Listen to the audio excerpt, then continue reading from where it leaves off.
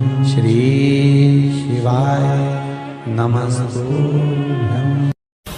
और एक विश्वास के साथ आप लोगों से कहना चाहूंगा, जितने लोग आस्था पर कथा सुन रहे हो, जितने फेसबुक यूट्यूब पर सुन रहे हो, और जितने लोग मालेगांव की ये पवित्र भूमि पर बैठकर कथा सुन रहे हो, एक दिल से कहूं आप लोगों से, आप स्वीकार करिएगा, दुख की घड़ी में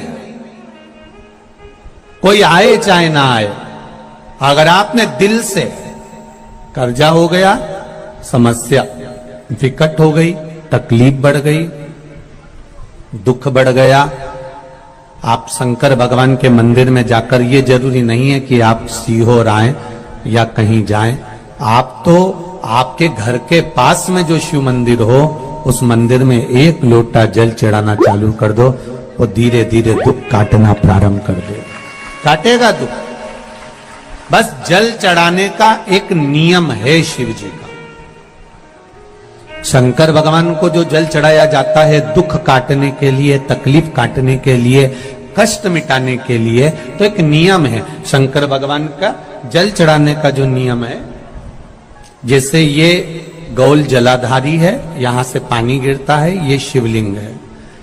ये दो जो भगवान का पानी जहां बहकर जाता है ये गोल में से, तो यहां जो स्थान है, ये सीधे भाग पर गणेश जी विराजमान है, लेफ्ट भाग में कार्तिकेय जी है, बीच में एक मोटी सी लाइन होती है जहां अशोक सुंदरी है, ऊपर से जो बूंद बूंद पानी गिर रहा है वो शंकर भगवान की 5 लड़कियां हैं, जया, विषहरा, शामलीबारी, दौतली और देव। जहां गोल भाग है, जहां शिवलिंग रखा हुआ है, ये माता पार्वती जी का हस्त कमल है, जिसको पीठिका कहते हैं। महाराज, जल चढ़ाने का नियम है, जब हमारे ऊपर दुख होता है, तकलीफ होती है, कष्ट होता है, बड़ी दिक्कत परेशानी होती है, तो हम जल चढ़ाते हैं। तो उस जल को चढ़ाने का नियम है, पहले गणेश जी का स्थान, कार्तिकेय का स्थान, अशोक सुंदरी की जगह, फिर माता पार्वती की पीठिका, उसके बाद जलाधारी को स्मरण कर कर जल धीरे धीरे शंकर भगवान पर छोड़ा जाता है।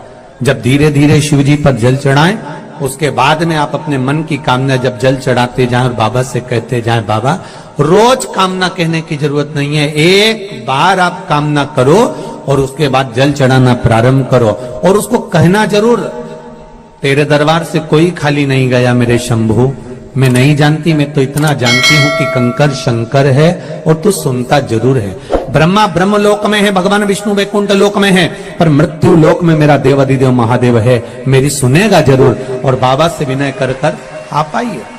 जल चढ़ाने का नियम, अगर दुख है, तकलीफ है, कष्ट है, तो ऐसे चढ़ा दो, और अगर मन कर रहा है डायरेक्ट शिव जी पे चढ़ाना हो तो तुम्हारी मर्जी है, उसमें कोई मना नहीं। शिव तत्व किसको कहते हैं? शंकर का गुणगान, शिव का स्मरण, भगवान शंकर का मंत्र जाप किसको कहते हैं? ये वही समझ सकता है जिसके भीतर शिव समाया होगा। और एक विश्वास के साथ आप लोगों से कहना चाहूंगा, जितने लोग आस्था पर कथा सुन रहे हो, जितने फेसबुक यूट्यूब पर सुन रहे हो, और जितने लोग मालेगांव की ये पवित्र भूमि पर बैठकर कथा सुन रहे हो, आप दिल से उसकी कथा सुनना।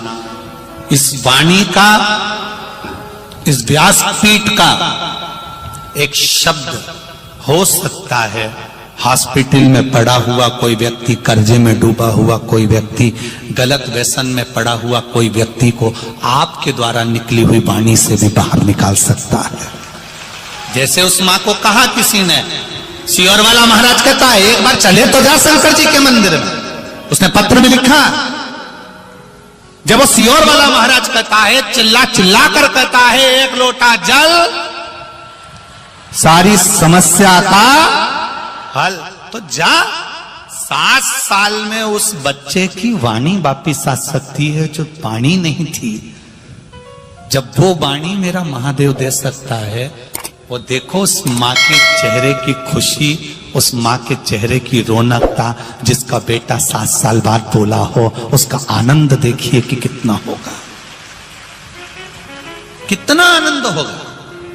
एक बात और अच्छे से समझ लीजिए, जो बच्चे चिड़चिड़े होते हैं, चाहे घर में बेटे हों, बहुएं हों, सास हो, ससुर हो, परिवार में छोटे छोटे बच्चे हों, चिड़चिड़ प्रवृत्ति करते हों या चिड़चिड़ा स्वभाव हो, जरा जरा सी बात में क्रोध आ जाता हो, बोलने का भान नहीं रह पाता हो, शब्दों के बाण चलते हो, तो महाराज प्रदोष के दिन, प्रदोष काल में बेलपत्री के पेड़ के नीचे एक जो पत्ता आपके पास में हो, पान का मिल जाए तो पान का, पीपल का मिल जाए तो पीपल का, बेलपत्र का मिल जाए तो बेलपत्र का, उस पत्ते पर मात्र थोड़ा सा शहद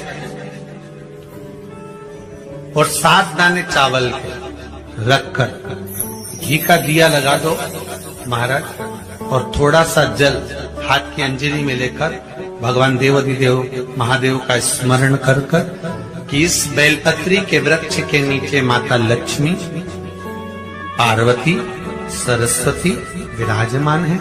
इसी बेलपत्री के पेड़ के नीचे मेरे देवाधिदेव महादेव का 12 ज्योतिर्लिंग का स्वरूप प्रकट है।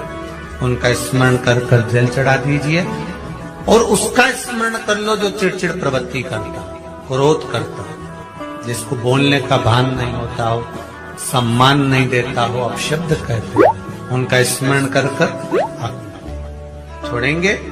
एकदम एक प्रदोष करेंगे, दूसरे प्रदोष तक तो आपको कोई दिक्कत ही नहीं। 2-3 प्रदोष कर देखिए, बाबा कृपा कर। 3 जगह पर अगर कोई बीमारी ऐसी हो गई कि वो समाप्त नहीं हो रही, बड़ी बड़ी तकलीफ, मतलब एक बार दवाई अगर चालू हो गई तो दवाई बंद ही नहीं हो रही है, तो उसके लिए आपको 3 जगह पर जल चढ़ाना प्रारंभ कर दो। मात्र 1 हफ्ते से ज्यादा चढ़ाना भी नहीं पड़ेगा। जैसे 1 हफ्ते आप टेबलेट लेते हो, गोली लेते हो, 1 हफ्ते चढ़ाना प्रारंभ कर दो। सबसे पहले बेलपत्री के पेड़ के नीचे क्या करना है, जल का पात्र लेना है, उसमें 2 दाने चावल के डालना, 2 दाने अक्षत के डालिए। पहले बेलपत्री के पेड़ के नीचे जाओ, वहां जल चढ़ाओ, फिर जाइए पीपल के वृक्ष के नीचे, वहां जल चढ़ाइए। आखिरी में या तो शमी के नीचे या फिर आंवले के नीचे, इन दोनों में से कोई एक वृक्ष जिसके नीचे। पर 1 हफ्ते अगर आपने आंवले में चढ़ाया है तो आंवले में ही चढ़ाना, शमी में चढ़ाया है तो शमी में चढ़ाना है। ये बदल के मत चढ़ाना कि आज मैं शमी में चढ़ा देती हूँ, कल आंवले में चढ़ा दूंगी, ऐसा नहीं। शंकर भगवान पे चढ़ा हुआ जल जो बहकर जाता है उसको 3 जगह पर जरूर लगाना चाहिए। ध्यान से सुनिएगा। 9 ग्रह जो शरीर पर राहु, केतु, मंगल, बुध, शनि परेशान करते हैं, उसकी समाप्ति के लिए शिव पर चढ़ा हुआ जल नैनों पर, कंठ पर, मस्तिष्क पर, 3 जगह पर जिसके प्रतिदिन शिव पर चढ़ा हुआ जल लगता है, उसको कभी 9 ग्रह परेशान नहीं कर सकते।